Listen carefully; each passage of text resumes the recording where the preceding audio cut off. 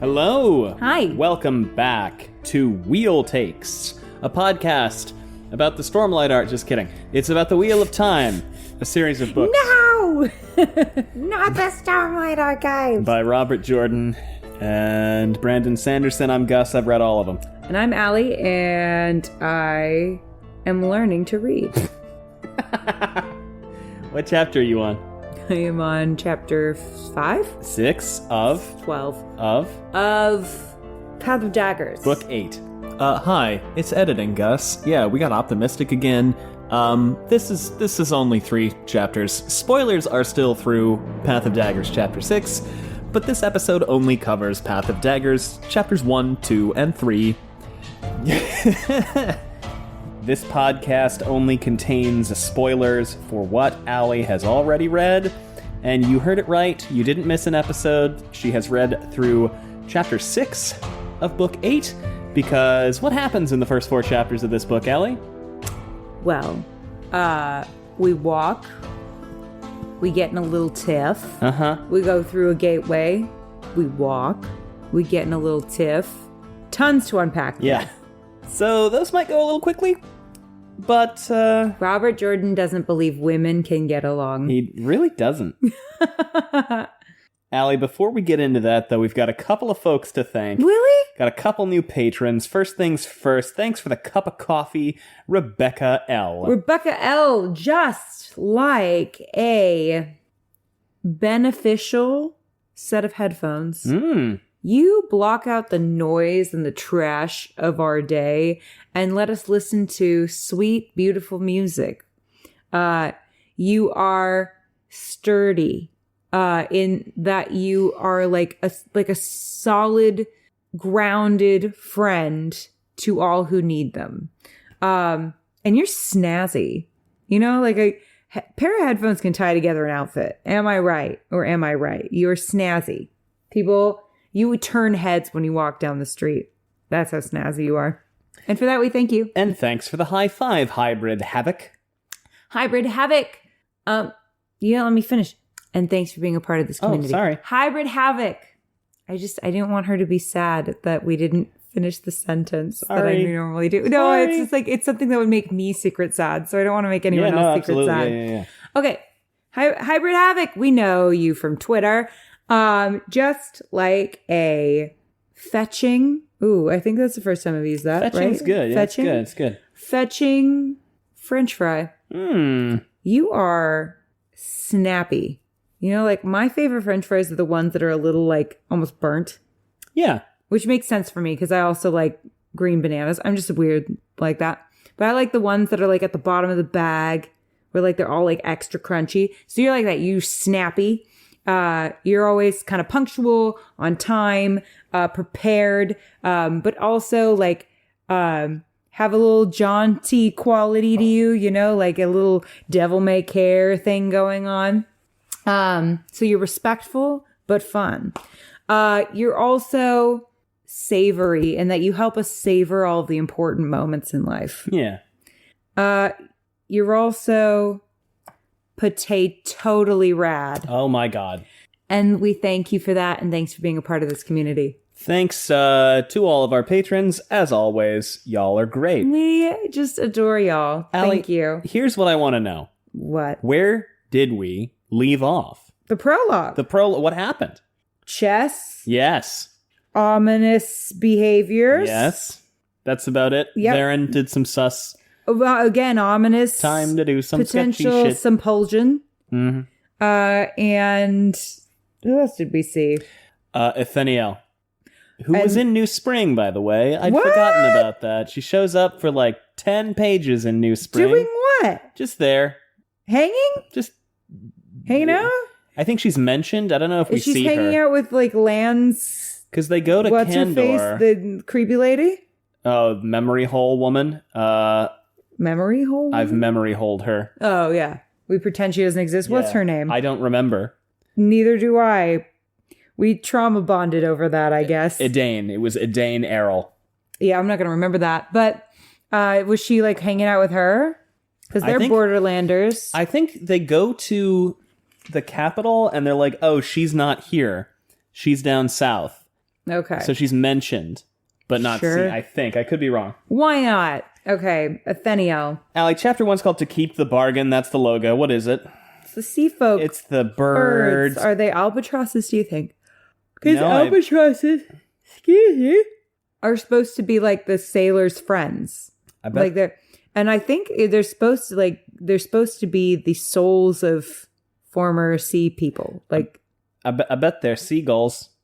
well, that could also Yeah, work. But I like albatross albatrosses. I like yeah. They mate for life. So cute. That They have a is little, sweet. like, the cutest little mating dance where they throw their head around.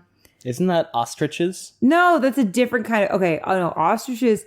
All right, one day I'll do my ostrich impression for I've the seen world. you. It's beautiful. But yeah. it's like, they do this big thing with the wings, and they, like, whip their head back and forth, like Willow Smith in Whip My Head Back and Forth, or Hair Back and Forth. And they're like... It's only the boy ostriches, and their necks get all, like, big and pink. You know, in a penile way. Like they engorge. It's very funny. It sounds funny. And then the ladies, I believe, like kind of like molt a little bit when they're in heat or whatever. Huh. So they look like ass when they're walking around. And I really think we should take a page out of the ostrich book. It's good. Allie, do you have notes for chapter 1? To Keep the Bargain? To keep the bargain. We'll find out, shall we? I think so. I think I took notes. Yeah, I did. Hold on. Here's my second question for you, real quick. Uh-huh. You read the first 4 chapters in a day. Yeah. Because we were doing a patron live react of 5 and 6. How many times did you fall asleep? Gus, you're going to get me canceled. No, it's okay. How many times did you fall asleep reading these first 4 chapters? 4? You kept being like, Allie, you need to get up. You need to keep reading. We have a live stream tomorrow. And I was like, okay. It was hard. Much like Rand all the time. Hey. Am I right? So I'm getting Heaven's Gate vibes from these people. So I guess, the wind blew and the whatever. Oh, the Amayar. And we met these people who seem creepy. They're pacifists with some weird prophecies. I don't trust it. I'm getting Heaven's Gate vibes. What is Heaven's Gate? Can you clarify? Heaven's Gate, I believe... Okay, now I'm going to fuck this up. But I believe Heaven's Gate was a cult that thought that the apocalypse was coming.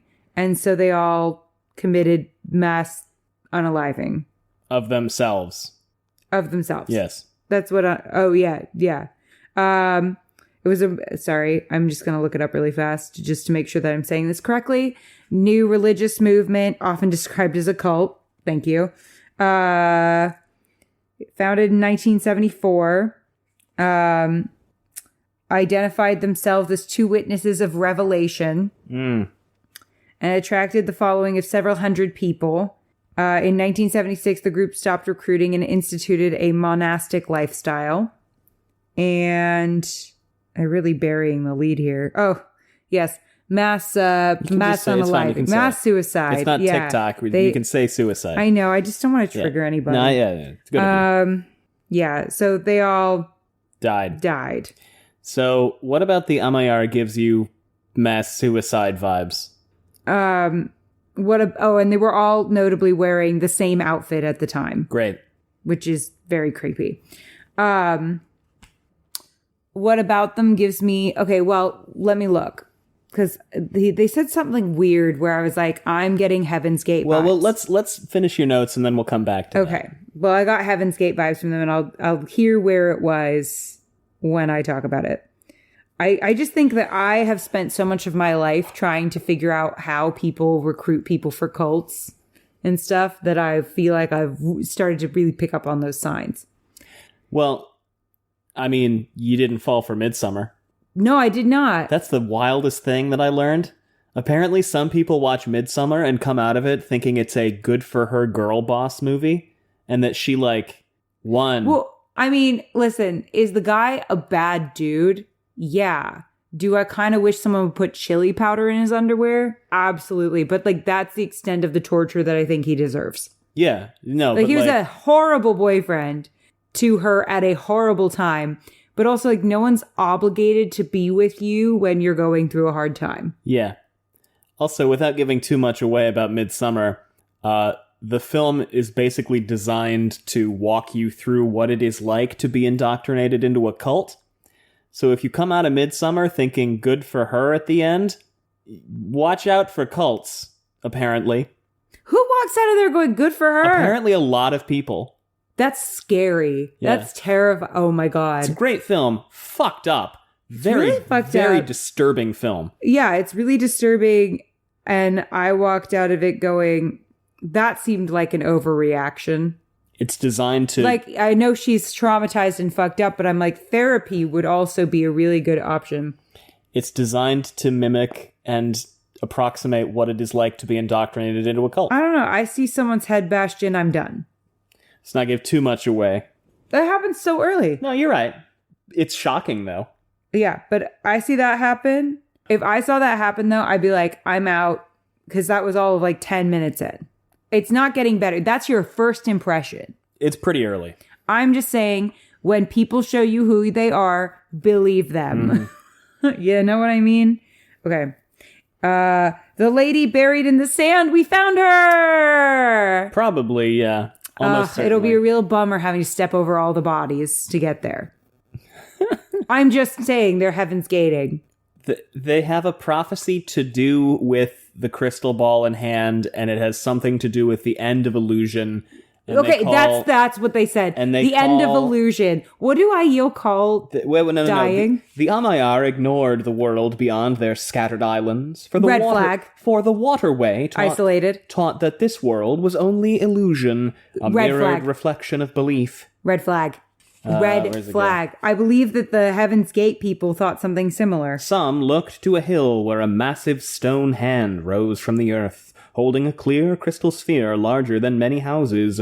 The Amayar had their own prophecies, and some of those spoke of the hand and the sphere, and the end of illusions. That is a red flag. Okay, wait, hold on. Now, are you still reading about Heaven's Gate? Well, I want to know what exactly it was that they believed, because it was something like that. It was Revelation stuff, right? Hold on. I think it was like that they would ascend into... Well, there was some cult was like, they're going to come for us on their spaceship. And so that's then Heaven's they Gate. killed... I'm pretty sure that's Heaven's Gate. Yeah. Same shit. Yeah. Same shit. Wait, a guy you'll call dying, waking from the dream, right? This is just that, but more suicide-y. Yeah. Anyway. And I'm just saying that like any time that there's like inklings of an apocalypse, there's definitely going to be mass unaliving. I mean, it makes sense. I'm just saying. Like, if we knew for certain, some people would not want to stick around. Anyway. Yikes, enter the colonizers. Oh, the Ch1-3 are coming. Mm-hmm. Yeah. Aviendha just talked about having toe, and Gus said, we get it, you want to suck Elayne's toes, and the scream I scrumped. She's worried about Oliver even though she wishes he died. Racism contains multitudes? Something. Shall we linger on it? No. Oh my God. I don't want to hear shit anymore about Aviendha and Elayne not being gay for each other because this shit's ridiculous. And it gets so much heavier. This was the gayest 6 chapters of my life. Well, don't forget. It was gay as fuck. Don't forget the extended description of holding yourself on the brink of channeling the source and how you can only handle that for so long. Forget the sex igloo. I want the cunnilingus canoe. That's good. That's good. This is what I want more than world. I want it so bad. And you know what's so horrible? You know what's so horrid? That it hurt. It's like, it feels like insides are being clawed out of themselves. I know he's not going to give it to me. I know he's not. I'm not going to lead you on. Rafe, fix it. It's so gay. And it's like, how does he write the most like incredible couple? The most incredible couple with the best sexual chemistry of any couple ever in the history of literature. And they're fucking straight.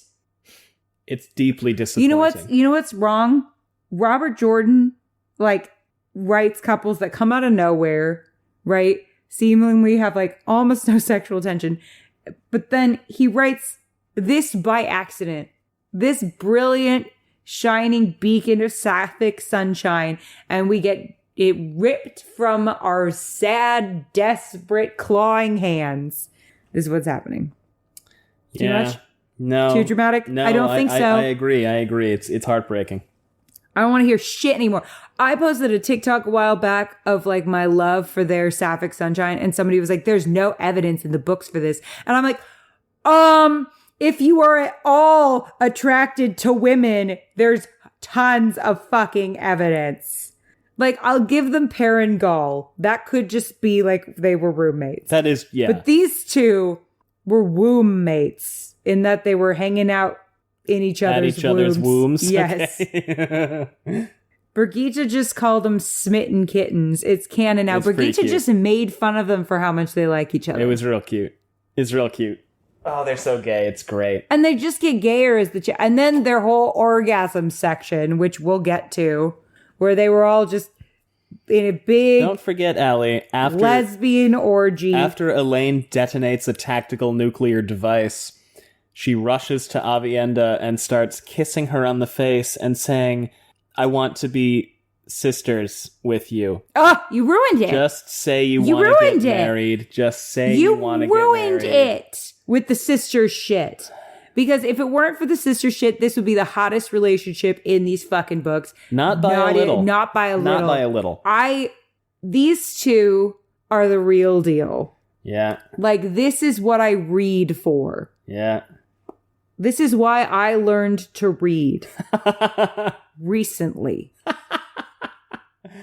Did Elayne just cuss her out? She kind of did, yeah, a little bit. That one lady who I sea folk freaking can't stand. No, it wasn't the sea folk. It was an Aes Sedai. Oh, Red Aj's sister. Was it Marilla? No, it was some other Teslin. Oh, Teslin. Yeah, she cussed out Teslin. Because again, there's a Beslin and a Teslin. We're not going to dwell on that. And they're in similar plot lines. They're in the same place. They were at one point in the same place. Okay. They're still in the same place. Teslin stayed.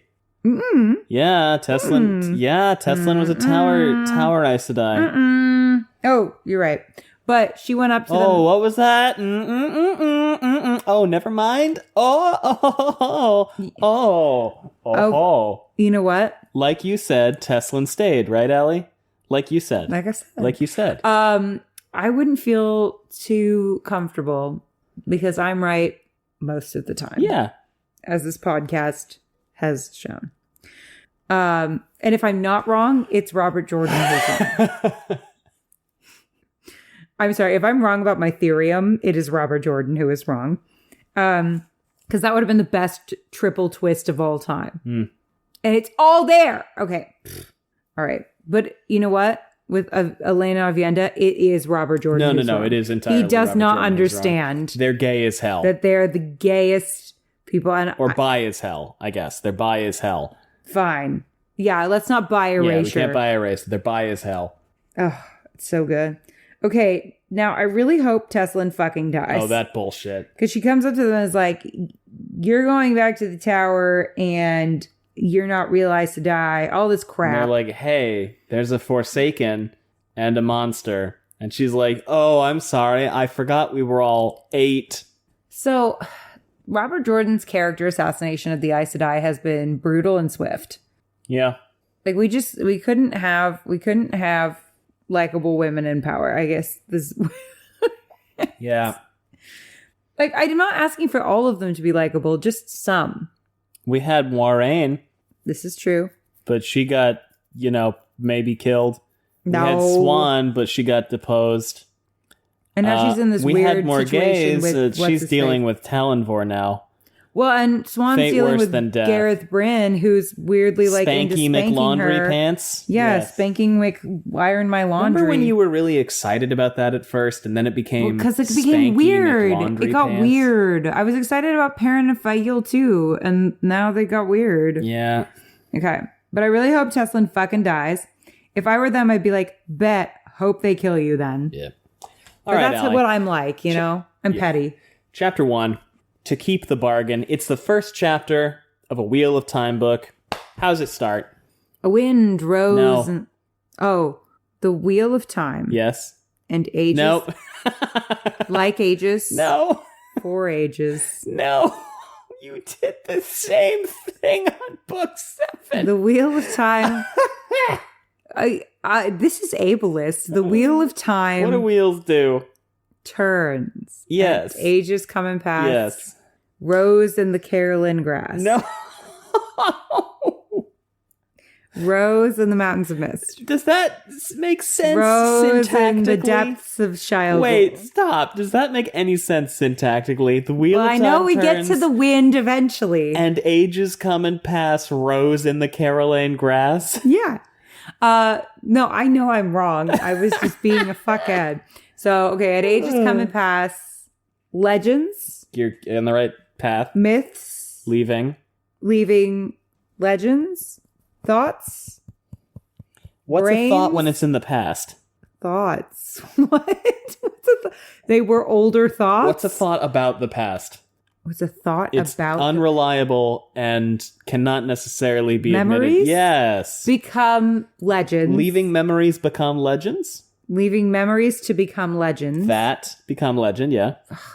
Leaving memories that become legend and legends that become... Nope. Galadriel.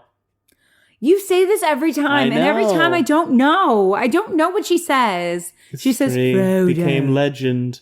Legend. became facts.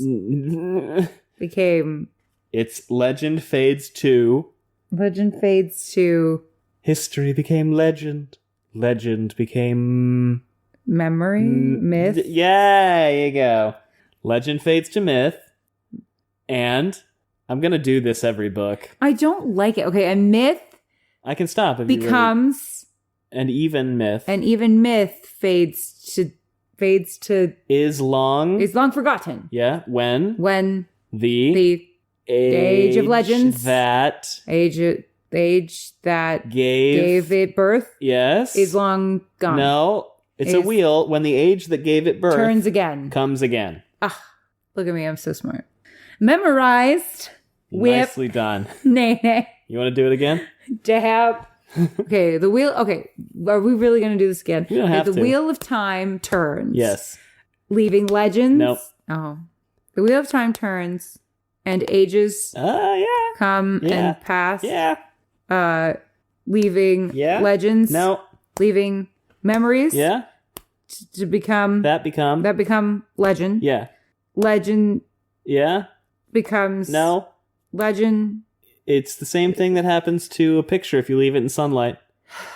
develops. No. It's the reason I wanted UV glass on my picture of Riker. I didn't want it to. Fades. Yes. Into To. fades to myth, Yeah.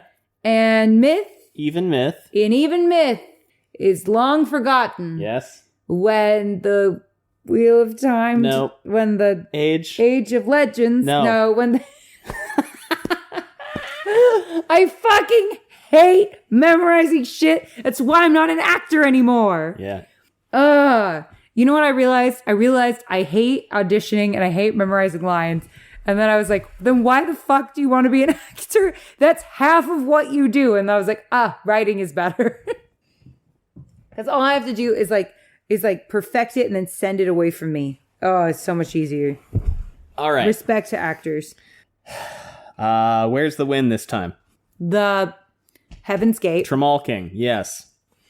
In one age, called the Third Age by some. Troubled King. An Troubled age King. yet to come, an age long past, a wind rose above the great mountainous island of Tremalking. Tremor King. The wind was not the beginning. There are not blah, blah, blah. Well, it There was are neither the end beginnings. once they die. There were. You really think they're just gonna introduce this species, this whole race of people, and then just kill them? Yeah, they're gonna race right out the door. Is what We just met them. I don't like that they call life an illusion. That feels culty to me. Tell me if I'm wrong. I can't tell you if you're wrong. Am I wrong that it feels culty? No, it feels culty. In an isolated place, and you have to assume that somebody's sluice sliding. You know? I'm just saying. I think I'm right here. Detective Alley, right again. On the case. The wind was not the beginning. There are neither beginnings nor endings to the turning of the wheel of time. But there are endings to all these people's lives. But it was a beginning. And the wind blows, and it blows, and it blows, and there's Shan-Chan, and it blows, and then it pokes Aviendha. Oh, just as an aside, if anyone starts talking about the rapture, red flag. In any group that you're a part of. If anyone restricts your access to the outside world, especially your loved ones, red flag. If anyone starts going, hey, new rule, how about everyone has sex with me? One guy. Red flag. Yeah. All big red flags. Yeah. All right. Robes, red flag. Anyone wearing the same clothes, red flag. All right. How's Aviendha? A man leader, red flag. The young white man leading you, red flag. How's Aviendha? Am I wrong? No, not really. How's Aviendha, though? Horny. No. Nervous. Yes. Where they just left, right? They're about to leave. Craving the Elusi. The Elayacy. Mm-hmm. The Lionacy. The Tracussy. The crown of Russie. Oh, God. The Lion Thrusy. Lion Thrusy. So yeah, she's looking at stuff, and how much detail do you need me to go into here? By the way, this is dumb. The Tracussy. I said that already. Did you say that already? Yeah, second one I said. I'm sorry. How's Nynaeve? Nynaeve's there. Freshly fucked. Yeah, and they got married yesterday.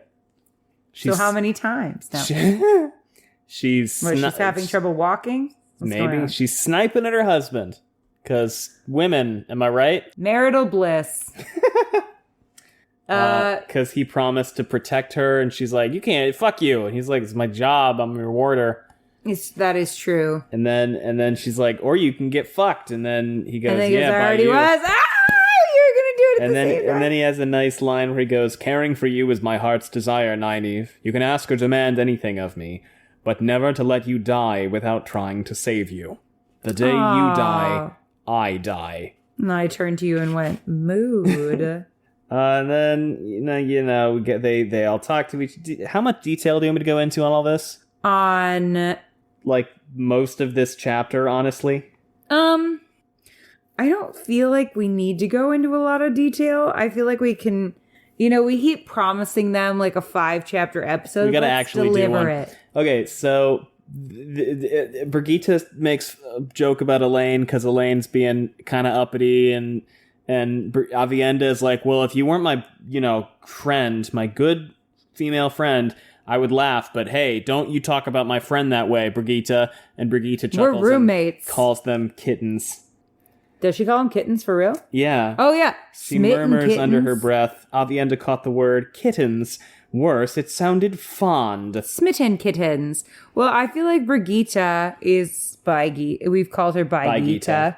I feel like she's totes bi as well. And it's just like, how when you're an older person in the LGBT... No, you don't. But when you're an older person in the LGBTQ plus community and you see little queers, you're like, fly, my loves. Fly high and free. Like, that's how you feel when you see little queer kids. That, and as I've decided, we're calling them now queerios. Queerios, that's because I've heard cute. queerdos and I like that, but I also was like, why not queerios? Like Cheerios, but like wee little young queer people. So they run into Teslin, and she's like, "Hey, idiots!" And they talk for a minute, and Elayne cusses her out. She goes, "You have no right to interfere in anything we do. In anything that any sister does. No right whatsoever. So pull your nose out of our coats, you summer ham, and be glad we do not choose to take issue with you supporting a usurper on the Amerlin seat." And Aviendha's like, "Yes! I know where you can put your nose." Whatever you said.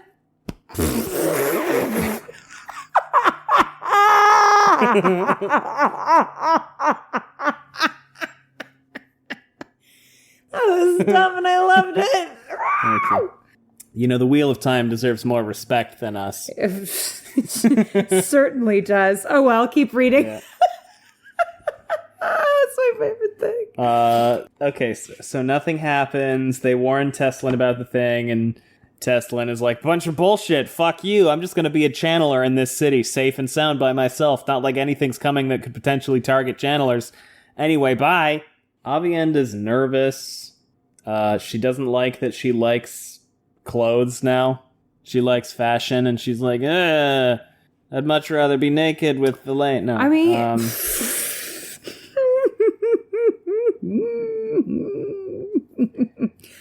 You know, Aviendha, Elayne told me to tell you that she likes those clothes on you, but they'd look even better on her floor.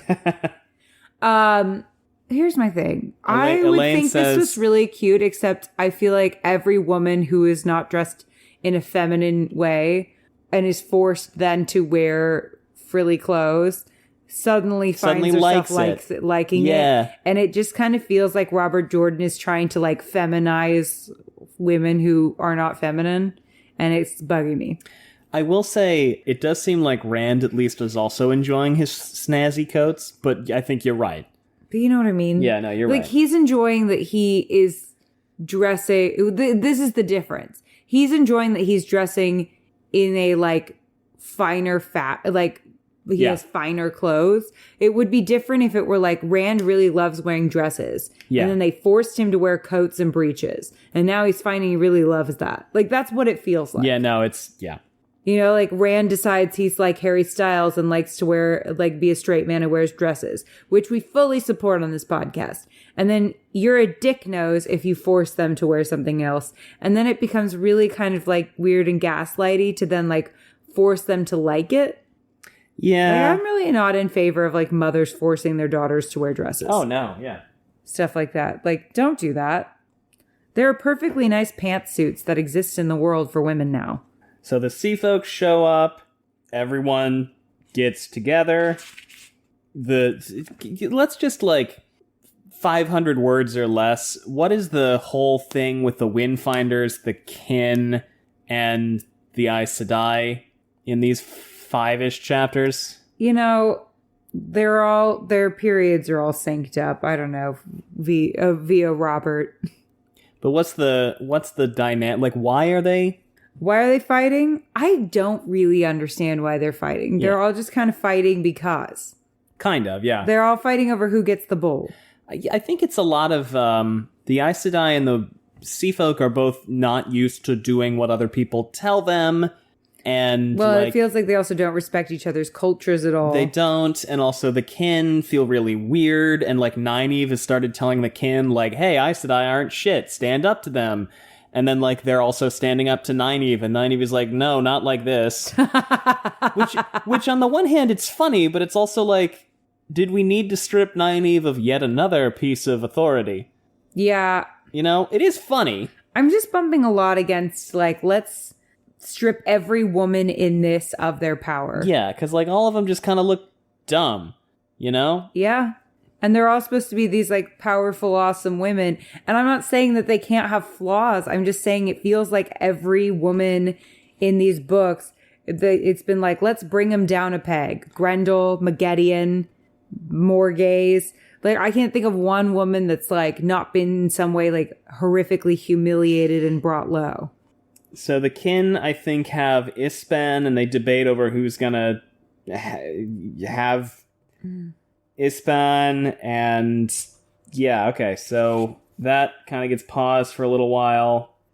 There's not a lot to talk about here that we haven't already addressed. Just a lot of spam stuff. Yeah. God, this is long. I was going for a nickname there. That was good, yeah. She is spam. They're all sniping at each other. You know how I know it was good? Because I didn't laugh? Yep. I'm sorry. I was just trying to figure out what to say next. So they all just fight for a while, and then they're like, hey, Aviendha, make a gateway. How's that go? She struggles a little bit because she did it a different way when she was with Rand. Like when she was running away from Rand, she's had trouble doing it the other way since then. Yeah. And then she unravels it. Well, first, she puts it up, they start to go through.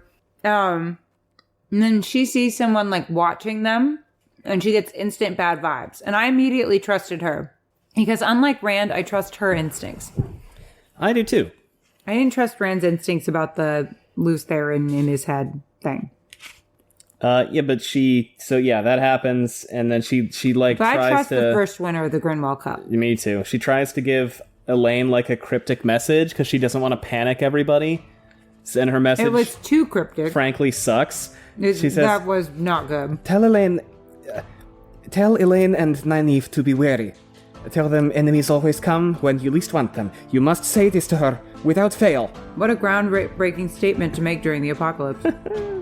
And the guy is gone, and then she's shocked that message wasn't passed on. And I was like, maybe if your message didn't suck. And then she, I like being in Aviendha's head. Yeah, then she's like, I'm scared, and I don't like that might look scared. And then the chapter just kind of ends.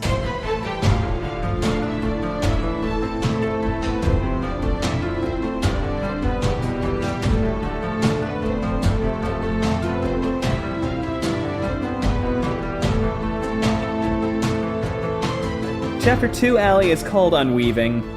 There's the logo. What is it? It's a snake. The Forsnaken. The Forsnaken. Do you have notes? I believe I do. I think you do.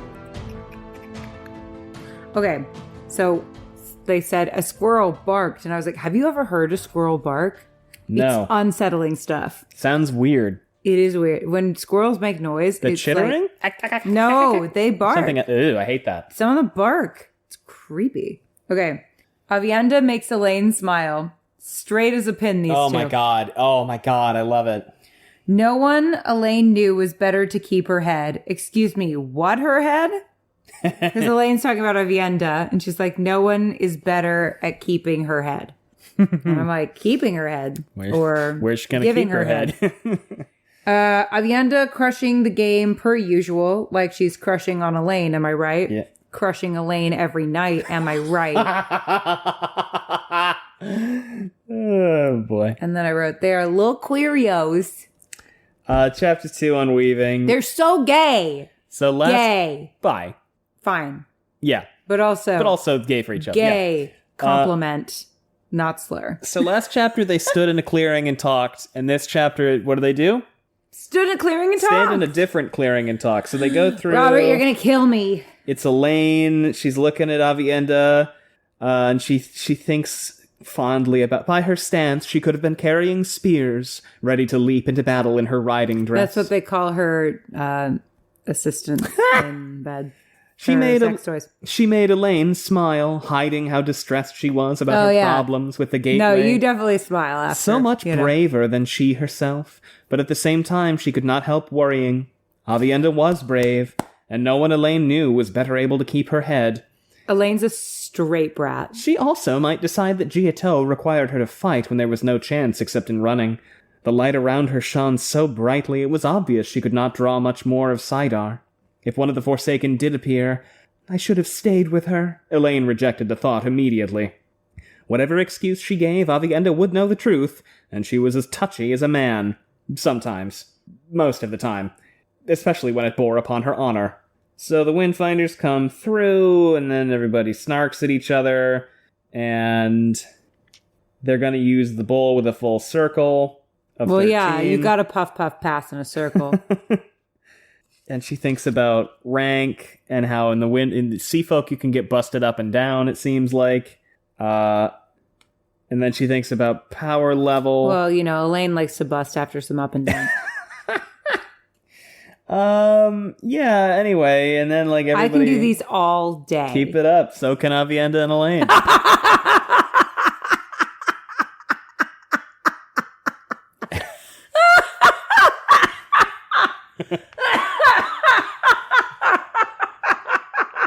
I didn't think it was that funny, but I'm glad you did. I just didn't see it coming. Just like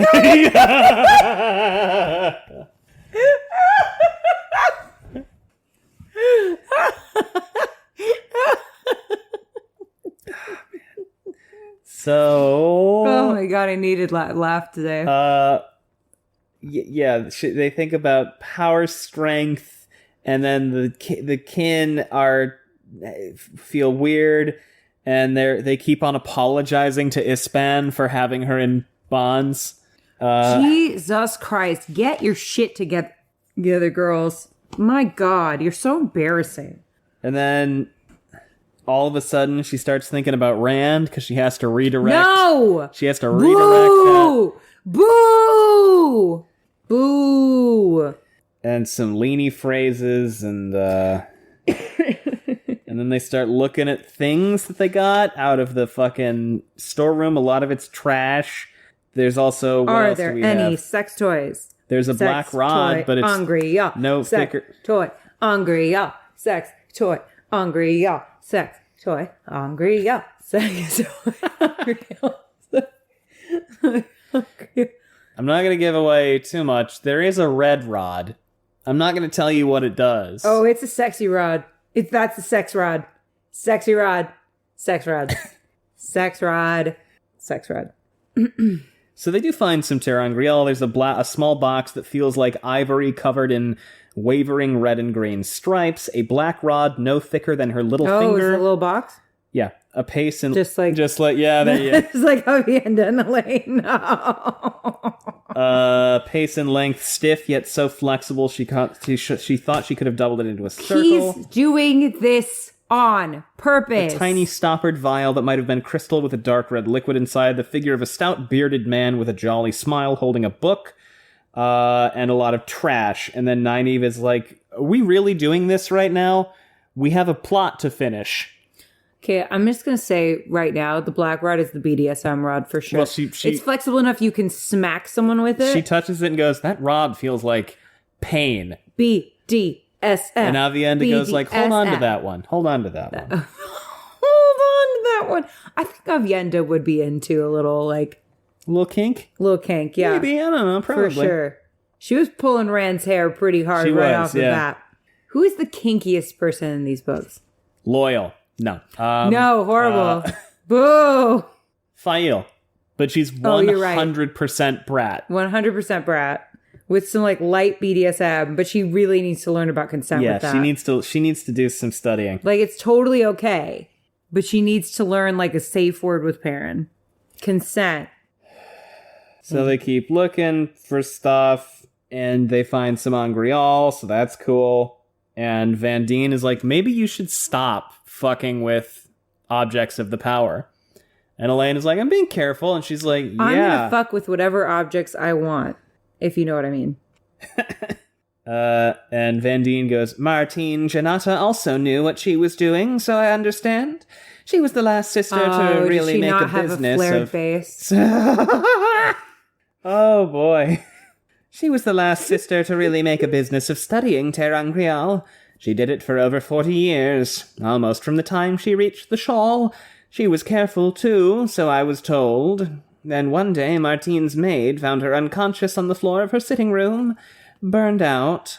Her warder was dead from the shock. Oh, the first time can be like that. With an object. You know what I mean? This sad story about a poor woman who burned herself out, and we're talking about flared base. Fucking vibrators and shit. God. Well, I didn't know her. Everything she had discovered was innocuous, innocent, even frivolous, but she found something she wasn't expecting. And then Nynaeve was like, the fuck happened to her? I've never heard of her before. And they're like, yeah, we don't know. Something. Then Marilla goes... Marilla That's what Aviendha does to... Oh, there it is. There it is. You're on a roll today. Goddamn roll. I will not let it go until everyone sees what I see. I convinced everyone with Master Bard we're going to do the same thing here. We're going to do what Wheel Takes does best, which is make everything 10 times hornier. Yeah. Marilla just goes, no! And what's she freaking out about? Aviendha is unweaving her weave. What I'm hearing is she's great with fingering. She's very, very dexterous with the fingers. Yeah, very deft. Mm-hmm. She unweaves the gateway and just kind of melts away, and everyone is like, that's not possible. Calloused for her pleasure. Am I right? What? No. Oh my god. What can happen if you fuck up unweaving a gateway? Explosions. Anything. Literally anything could happen. Yeah. And Aviendha goes, It was necessary. I know the dangers, Vendine the melee, but it was necessary. Is this another thing you I cannot do? The wise ones say any woman can learn if she is taught. Some women more and some less, but any woman if she can pick out embroidery. and Marilla is like, you could have made a tactical nuclear explosion. And Aviendha's like, well, I didn't. Not if I'm not a fuck up. They all snark at her, and then Elayne goes, maybe somebody should ask why she thought it was necessary. Thank you, And girlfriend. then she puts her arm around Aviendha, protectively. Gay. Bisexual. Aviendha goes, This leaves no residue. They're part of the eligibility community. The residues of a weave this large might be read 2 days from now. and Marilla is like, bullshit. Like, almost nobody can do that. And Aviendha goes, I fucking can. Boom. I can also tame a lioness. Am I right? Do you claim that none of the Shadow Soul can? Are you such fools that you leave tracks for your enemies to follow? Any who could read the residues could make a gateway to this spot. And they're like, huh. What do you know about reading residues? Am I right? What? What? Are you just saying words now? I'm just saying words now. I'm just saying You're just words. saying words and wiggling your eyebrows. See what happens. You'll be like, oh, do I have notes? Notes in bed. You were reading in bed, so they would have been, yes. Oh my god. Yeah, now I'm just saying stuff just to say it. I don't know. I'm in a silly, goofy mood. So that happens, and then, I mean, nothing. Aviendha's, sitting there, and then Elayne walks up to her and goes, she's like, hey, if you're having difficulty doing gateways, Adelius and Vandine might be able to help, and she's like, look, that's not the problem. And then she fills her in. She is like, I made a gateway right before I fucked our boyfriend that one time. And Elayne is like, really wish I'd fucked our boyfriend that one time, or any time. Well, gee, seems like we both are horny and together. And like each other an awful lot. Gee, if only there was something we could do Anyway, about the horniness. then we switch. Oh no, we fell into bed together. Oh, an accident. Oh, we're rolling around. She's like, by the way, there was this creepy guy. And Elayne was like, I believe you. All men are creepy. And then it switches to Moradin. How's he?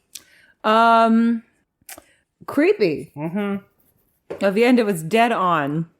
Oh, and everyone else was like doubting her, and I was like, I swear to Christ. Well, Moradin isn't the one who was watching. It was the Golem.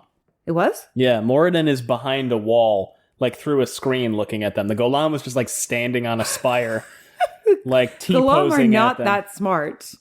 They're deft, but they're not that smart. So Moradin watches them go through the gateway. He's like, what a bunch of bullshit. Like, why do y'all took a bunch of trash and worthless sex toys, and God, I don't hope know, so. I don't know what you think you're gonna do with anything. Samael was such an idiot. Like, why did he want a bag full of dildos? I mean, maybe a couple, but a bag I can full? think of a reason. Well, God, this is filthy. It's great. gotta put. No. All right, moving Skipping on. And then he's like, "Hey, why's the gateway? Oh my god, they melted it. He wanted to see the dildos were taller than him. They are." Somebody else just borrower's sized. Every time we talk about him, he gets shorter. This fucking dust speck on a clover over here. So Moradin watches them unweave. I want to know who got that joke. That's a Horton hears a no. It's a fucking Grinch joke, right? Is Horton Hears a Who? No, Yeah. the Grinch is on a snowflake. The one one on your sleeve. Yes. Moradin's like, damn, they know how to do a bunch of shit that we couldn't do. That's weird. Like what? Oh, unweaving the weave? Unweaving, healing, severing, the warder They bond. didn't know how to heal? Heal severing, no. They couldn't heal stilling. Heal stilling. That's right. The warder bond is also new. I thought they had something like it, but they used it for something else. He says it's fucking branded weird. And then this guy, Matic, comes in, and he goes, great, master. And Moradin's like, what the fuck do you want? And the guy runs him through like, hey, here's, they got a bunch of bullshit and this random thing that apparently can fuck with the weather. And they're going somewhere, and Moradin is like, this guy's an idiot. And what a twerpy bitch boy. Yeah. And Also- he thinks the Dark One doesn't want them to have wants the weather to be fucky. Yeah. So then he gets angry and bends some iron work. In his own age, weather had been carefully regulated with the use of terangriol. One of the surprises of this age, one of the smaller, it had seemed, was that there were those who could manipulate weather to a degree that should have required one of those terangriol. One such device should not be enough to affect even a large part of a single continent, but what could these women do with it? What? If they used a ring? So a circle? Aviendha and Elayne don't need to use the Nuva ring. Let's actually take a second to look at what is the purpose of these terangriol? The purpose of the terangriol are to, I don't know. Localized weather control. Oh. Right? Right. They are not designed to affect globally anything more than and he's like, oh, Ohio. But if they use Angriel to amplify it, if they do a full circle with that thing, then they could. Fuck, maybe they could. And then he's like, ah, shit. Then he accidentally squishes Matic. Okay, so I feel like if you were going to work for the Satan's minions, email is probably the best way to give messages. And then he's in like, well, person is your last resort. He's dead. I'm out. And he just true powers out. And then the Golem comes in and he's like, something feels itchy in this room. What is it that feels itchy? The true power. True power feels itchy. And then he's like, okay, where should I go? I'm supposed to go fuck with these women, but also the guy, but I know the women are about 10 miles north. And I don't know exactly where he is, so maybe I'll go do that and then come back. Anyway, time to drink some blood. Will the Golem... Here's my question. Golem thinks it can follow them to the farm. Can it? Can it follow them from the farm to Camelin? Because it can tell they're at the farm, because it was like, well, they used one of the powers here, and also about 7 miles north of here. That's not that far, I could feel it. But probably not all the way to Camelin. Probably not. Okay, so good thing they didn't end up staying at the farm. Yeah. They got really lucky, actually. Maybe that's Tavirani. Weirdly, they got lucky that the Shan-Chan attacked. It was hungry, too, and there was time. Where they could run, it could follow. Settling fluidly beside the mangled body, it began to feed. I'm not saying it can't follow them, by the way.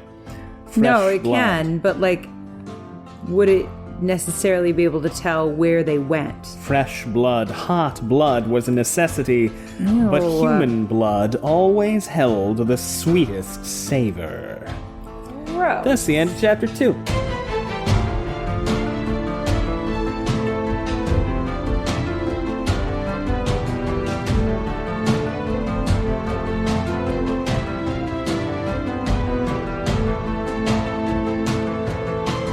Chapter 3, Allie, is called A Pleasant Ride. It's just 25-page sex chapter. It's Aviendha and Elayne. Aviendha and Elayne. Aviendha and Elayne. Aviendha and Elayne. You don't have notes, I think. No. All right, this won't take very long. I had to read quickly. What happens in this chapter? Not a lot. They walk from the clearing to the farm. And then all of the women see that their Aes Sedai and scatter like ants. Mm-hmm. It's all very kind of funny. because then the warders have to go chase them down and be like, stop running away. It's all funny. And the women all kind of snipe and fight and snipe. They had a whole sex talk about Rand that Adelius overheard.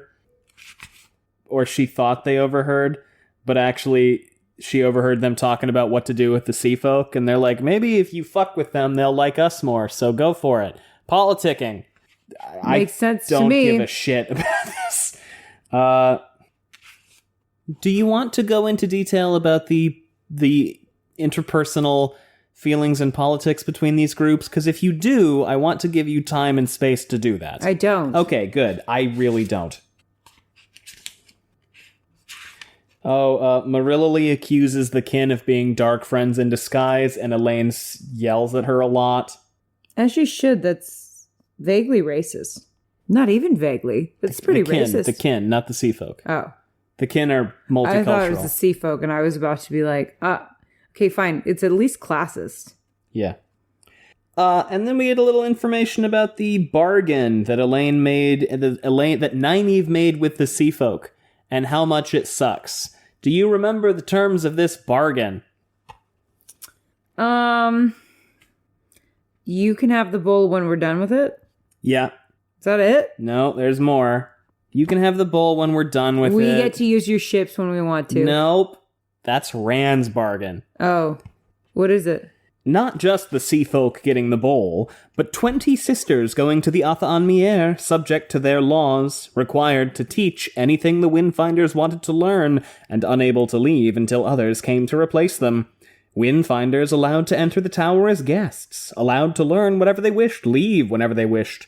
Those alone would make the hall scream, and probably Egwene as well, yet the rest. So that's the least part of the bargain. Well, that all sounds very reasonable to me. Yeah, it is. But it's also like, why the fuck? The net result of, hey, let's use the Bowl of the Winds is we prevent the climate apocalypse. Okay, well, here's my thought process. They're realizing, okay, here's a bunch of colonizers coming in. What? Who are you talking about as colonizers? The sea folk. No, the other people. The White Tower are the colonizers. They're coming in. They're telling the sea folk, give me this thing that's like... They're not No. I'm all for colonist slander. The White Tower, by way of Aviendha and Elayne and Nynaeve, found the bowl. They said, hey... Which was something that was sacred to this other culture. Maybe. They found the bowl. They went to the sea folk. They said, hey, you know how to use this. We can prevent the apocalypse together. Yeah, but I think they saw an opportunity where they were like, okay, we have their attention right now. We have this whole thing where they're basically going to try to round up all of our magic girls, like unravel our entire culture, right? So we could get ahead of that right now because we have something they want. But it's one-upsmanship in the face of the apocalypse. I don't think so. It absolutely is. I don't think so. I think they're basically like, we're going to try to keep them from taking all of our girls and dismantling our entire culture in the process with our terms. I couldn't disagree with you more. I think that's part of it, but I think most of this is petty nonsense. I think it's 50-50. Petty nonsense and like... I did not expect you to come down on the side of the sea folk nitpicking and wheedling over preventing the apocalypse is a good idea. I'm not saying it's a good idea. I'm saying it makes sense. Sure. I'm saying I understand maybe some of their motivations, considering that the Aes Sedai have been nothing but rude to them since they met. They've never met. They never talked to the Aes Sedai. They never let them on their ships.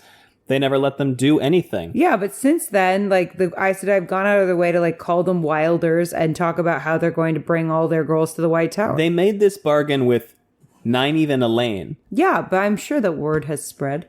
Before they talked to any Aes Sedai. No, they had talked to Aes Sedai, like, forever ago. When did they talk to Aes Sedai? They always refuse Aes Sedai when the Rand gift of went passage. on the ship. That's a completely different group happening on the other side of the continent at the same time. Maybe they sensed something. Are you fucking with me? Yes. God damn it. There was a point where I realized that I was wrong, but I decided to triple down. because I just wanted to like see how long I could keep this going. It's very well done. Look, you have a point that, there's part of it could be getting ahead of it, but also, like, this is kind of... Well, the reason that they've been keeping... Okay, now I have a valid point. Yeah. The reason that they've been keeping it a secret that the girls can channel is out of fear that the Aes Sedai would come and collect them. Oh, yeah, 100%. So I think that part of it was, well, we could get ahead of that as a problem and prevent also the erasure of our culture. But then why not make the bargain, we get the bowl, you cannot take our channelers. Flat. Instead, it's we get the bowl, and you're sending 20 sisters to essentially be indentured servant teachers. By the way, we're making teachers the lowest of the low here. And why are they making teachers? Because they're saying 20 Aes Sedai have to come teach us whatever we want. They can't leave until someone comes to replace them. In perpetuity. See, but this kind of also makes sense to me. Because they're like, oh, why are you looking at me like that? Go ahead. Because the Aes Sedai have a lot of knowledge that would be useful to learn, but they don't want to sacrifice their girls in order to get it. The Sea Folk also have a lot of knowledge that would be... It's just an incredibly... It would be really helpful to have both sets of knowledge. What I'm saying is this is a ridiculously one-sided agreement. Yeah, well, Nynaeve should have negotiated better. But what's it... I'm siding with the Sea Folk. Here I am, Ally Sea Folk Truther, saying to you right now, Gus, that this is a completely reasonable thing to ask for. No, it's because not. they're preventing the erasure of their culture. That's all they have to put in the bargain to prevent the erasure of their culture. No, you because cannot abduct our channelers. You can't abduct your channelers, and also we want access to the knowledge that you have. Okay, then we can come to the tower and get the knowledge, and you can't keep us there. That. That's a thing that there That's is. part of it, but why do they have to have 20 Aes Sedai on retainer at all times? Because what if they don't want to go to the White Tower every time? What if you as an Aes Sedai, what if you as random Brown Aja McGee don't want to go fucking live on a boat and do whatever they tell you to do? Too bad. Nynaeve should have bargained better. I might be a Sea Folk. No, you're not. You hate the Sea Folk. I don't. Yeah, I don't. do. I totally identify. I think that they really played Nynaeve here. They did, yes. Yeah, but also, respect it. Can we be honest for a second that this is also kind of bullshit? I mean, I'm saying I understand why they did it. I'm not saying that. Okay, wait. I come to you. Uh-huh. I say, I can reverse global warming tomorrow. Hot dog. I need your help.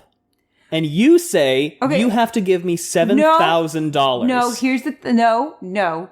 Here's the thing. It's the same thing. No, it's different. It's different. It's the exact same because you are not bringing up the other contingencies to this. I need you to save the world, and then after that, I'm going to oppress you. The Aes Sedai have never been able to oppress the Sea Folk. Not going to be worth saving. But the Aes Sedai have because they didn't. The Aes Sedai are completely incompetent at this point. Because they didn't. The tower is in shambles. You're not letting me finish. You are not letting me finish. Because they didn't know that they could oppress them. The Sea Folk have been keeping the fact that their girls can channel. So you're saying this is Elayne's fault? This is all Elayne's fault. If Elayne had kept her fucking trap shut, there would have not needed to be this kind of negotiation, and the Sea Folk would have been like, yeah, sounds good.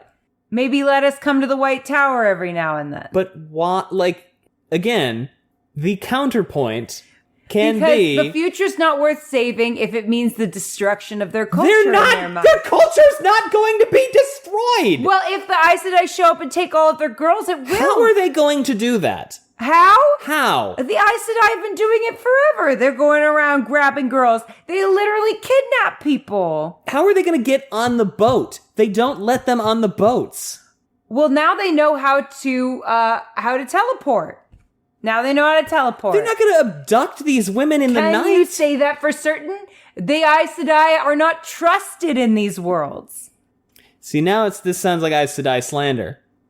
I'm not slandering the Aes Sedai. I'm saying that if I were a Sea Folk, I'm using my empathy, Gus. I'm an empath. But at no point is it suggested that the reason they're making this bargain is because they're worried about oppression. Because they want to get one over on the Aes Sedai. Because of course they wouldn't tell the Aes Sedai that, Gus. If they you totally tell people would. what your motivations After are the bargain is made.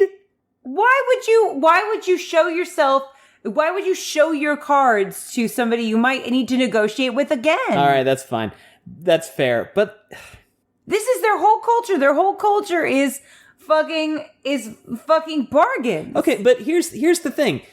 The Aes Sedai have never been able to successfully infiltrate or take anything from the Sea Folk ever before. And so the Sea Folk's response is not, let's just level the playing field. It's, fuck you guys, you work for us now. No. That's what it is. No, that's not what it is. Yes, it is. No, they're trying to protect themselves. I'm just saying that these asks seem reasonable to me. These particular ones are reasonable to me. What about the 20 teachers who are also essentially indentured servants? I mean, they maybe could have put it a better way. But they're basically asking for tutors. This is not tutors. And maybe they could ask for, like, 20 sisters going to the Atha on Mier, subject to their laws, required to teach anything the Windfinders wanted to learn, and unable to leave until others came to replace them. Okay, so question. How is that different, though, than, like, Tenobia's Aes Sedai? That is an advisor who can leave whenever she wants. Yeah, but will she? She will only leave when she's being replaced by another sister. No. Otherwise, she's got to stay at her post. She left when the tower split, and then another one came back. Okay, so they could have worded it better. This is like...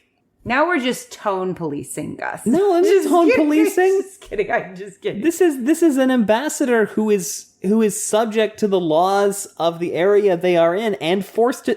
Well, they can teach anything all they want. ambassadors be subject to the laws of Not the when place you're where in they an live? embassy. The embassy is a sovereign territory of the nation of which it is an embassy. I don't recall them having an embassy. But what I'm saying, it was an example. But what I'm saying is, let's So take you're this saying part. I could commit petty arson in an embassy? No, if the country that of the embassy that it was had petty arson be legal, yes, but no, but like. So, like, chewing gum in Singapore is illegal, but is chewing gum in the American embassy illegal? No. Then you're subject to the laws of the place that you're in. What? No, what are you talking about? Them as ambassadors are subject to the laws of the place that they're in. They can chew So gum are in the American tutors. embassy. They can? Yes. Well, there is no embassy on the CFO. Well, they can make an embassy ship for them. The Shembassy.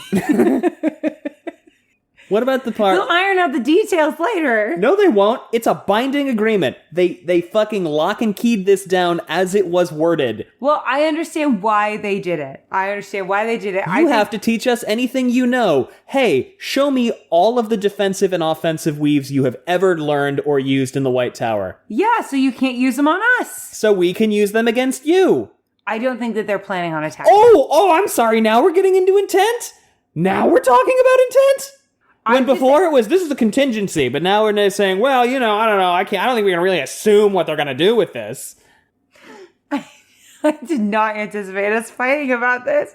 I thought, that seems like a perfectly reasonable Again, request. I could do without the indentured servitude, premise- but like I understand the premise of the bargain. I'm not saying that I think it's reasonable. I'm just saying I understand why they felt it was necessary. There's a difference between the two. Would I personally ask for my own indentured 20? tutors?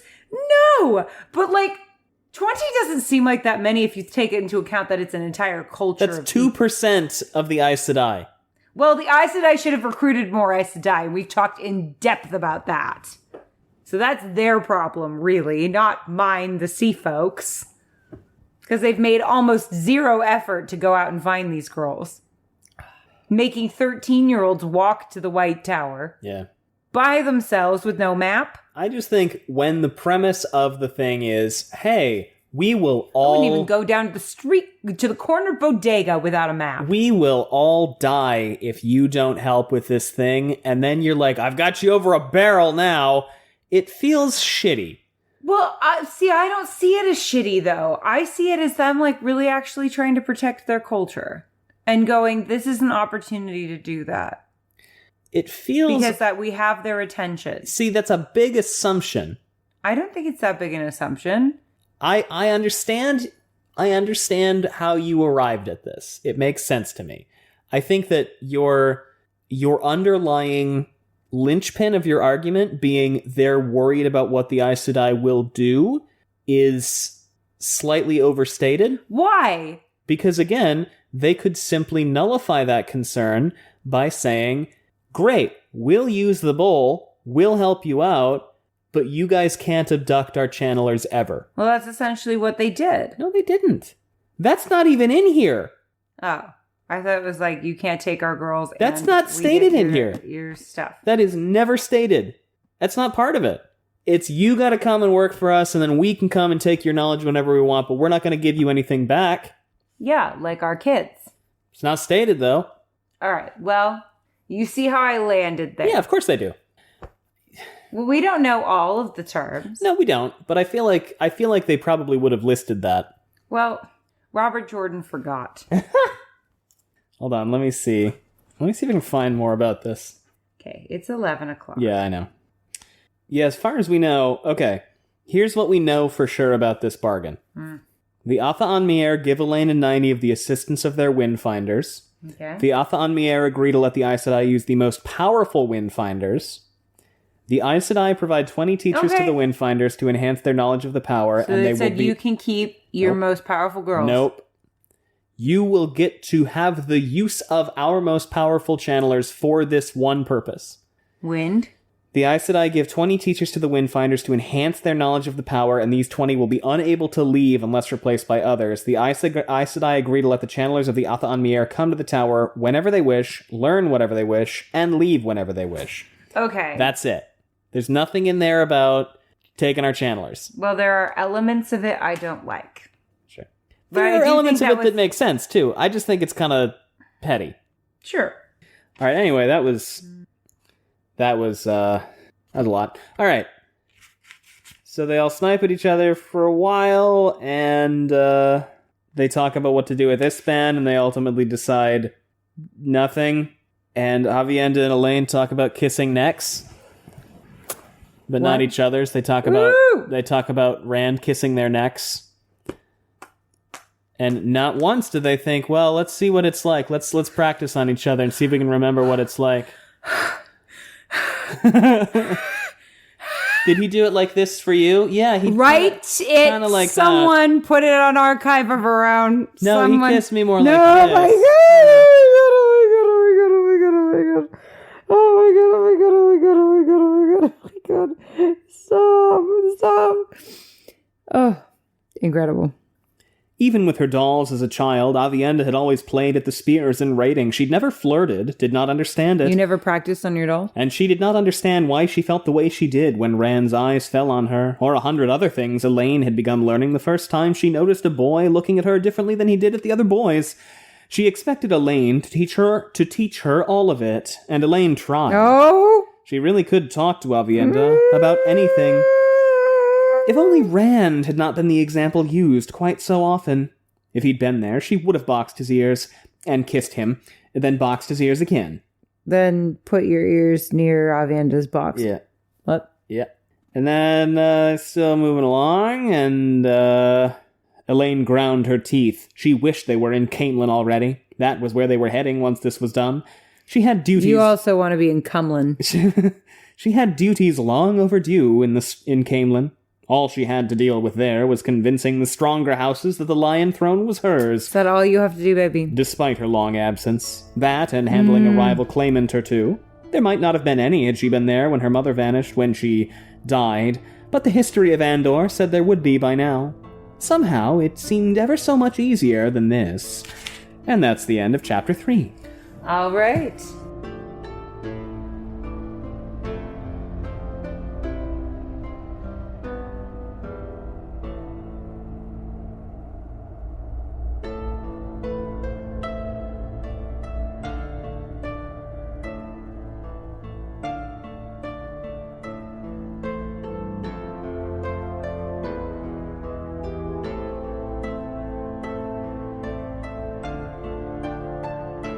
Thanks for listening, everyone. we stopped recording for the night at this point, and then a lot of stuff came up, and then Allie had to go out of town on Thursday morning. So that's it for this week. But hey, thanks for listening. We have social media if you want to know what we've got going on. It's linked below. We also have a Patreon if you want to support us that way. It's patreon.com/wheeltakes. And of course, you can always leave us a rating and or a review, which is really helpful. Other than that, anything else? Allie from New York? Elayne and Aviendha are super gay, and, cunnilingus. Thanks for listening, everyone. Bye. Bye. God, it's the worst impression I've ever done.